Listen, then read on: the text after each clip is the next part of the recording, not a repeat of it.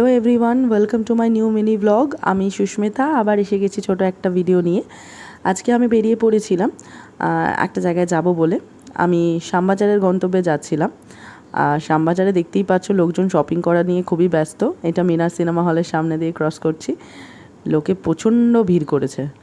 আমি পৌঁছে গেছি গন্তব্যে। আমি গেছিলাম আর্সেলানের সামনে, এখানে একটা জুস সেন্টার আছে। আমার খুব সেদিনকে জুসের ক্রেভিং হচ্ছিল, তাই জুস খেতে লেগে পড়েছিলাম।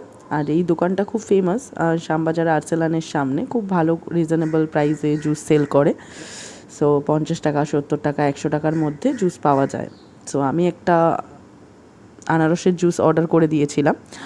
জুসটা খেয়েছি এবং জুসটা খুবই রিফ্রেশিং ছিল আর গরম পড়েছিল সেদিনকে, ভীষণ ভালোও লাগছিল খেতে। সো টেস্টি ছিল জুসটা খুব।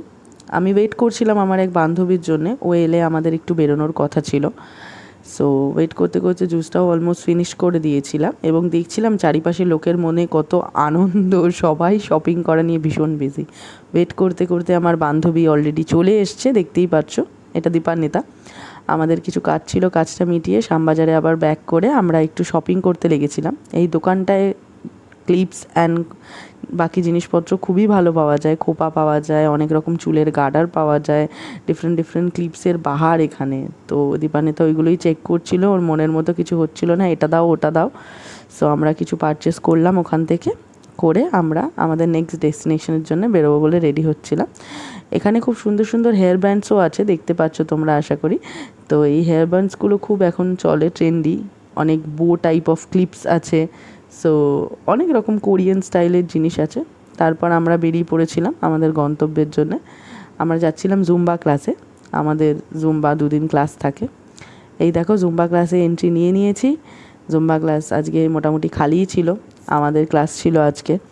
সো আমি আর দীপান্বিতা জুম্বা করে নিলাম। জুম্বা ক্লাসে ঢুকেই দেখো দীপান্বিতা সারাক্ষণ মুখ ভেঙচে যাচ্ছে। এরপরে আমরা এসেছিলাম লিট্টি খেতে। এটা যারা যারা মোটামুটি নর্থ কলকাতায় থাকে, এটা এই লিট্টির দোকানটা সবাই মোটামুটি চেনে। এটা খুবই ফেমাস একটা লিট্টি চোখার দোকান, যেটা হচ্ছে বাগবাজার আইরিতলার ওখানে আছে, বাবা ভূতনাথের এখানে। তো লিট্টি অর্ডার করেছিলাম আমরা। আমি লিট্টি খুব একটা ভালোবাসি না। এই বাচ্চাটার কেসটা শোনো। এই বাচ্চাটা একজন আমার কাছে এসে হঠাৎ করে বলছে, দিদি আমাকে কিছু দেবে, আমি খাবো। তো যথারীতি আমরা ওর সাথে ইয়ার্কি মারছি। ও বলছে আমাকে অনলাইন পেমেন্ট করো।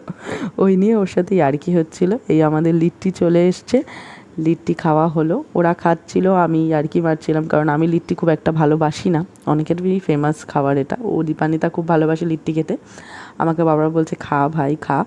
আমি ওর থেকে এক গাল নিয়ে খেয়েছি, বাট আমার অদ্ভুতই টেস্ট লাগে লিট্টির।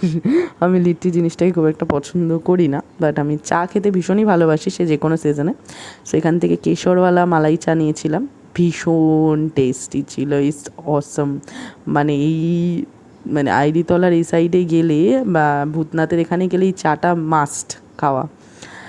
এরপর আমরা একটু চলে যাচ্ছিলাম বাবা ভূতনাথের দর্শনের জন্যে। এত দূর যখন এসছি একটু বাবা ভূতনাথকে দর্শন করতেই হয়। আর দীপান্বিতা নিজের এত টাকা হয়ে গেছে, ও টাকা গোছাতে ব্যস্ত ছিল।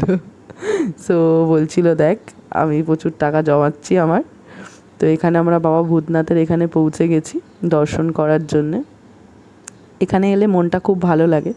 অ্যাটলিস্ট মনের কথা বাবাকে বলে মনটাও একটু হালকা লাগে। সো এত দূর এসছি যখন বাবাকে দর্শন করবো না, এটা হতে পারে না। সো বাবার কাছে গেলাম, গিয়ে একটু দর্শন চলে গেলাম একটু গঙ্গার ঘাটে। এই সাইডে এলে গঙ্গার ঘাটে না বসলে ভালো লাগে না। একটু গঙ্গার ঘাটে বসে আমরা দুজনে মিলে একটু হাওয়া খেলাম, একটু টাইম স্পেন্ড করলাম, সুখ দুঃখের গল্প করলাম, একটু চা খেলাম, লেবু চা। এখানকার লেবু চা অনেক ফেমাস, তাই টাইম স্পেন্ড করে বাড়ির দিকে রওনা হলাম। আজকের ভিডিওটা এইটুকু, টাটা। আশা করবো ভিডিওটা ভালো লেগেছে। Follow for more.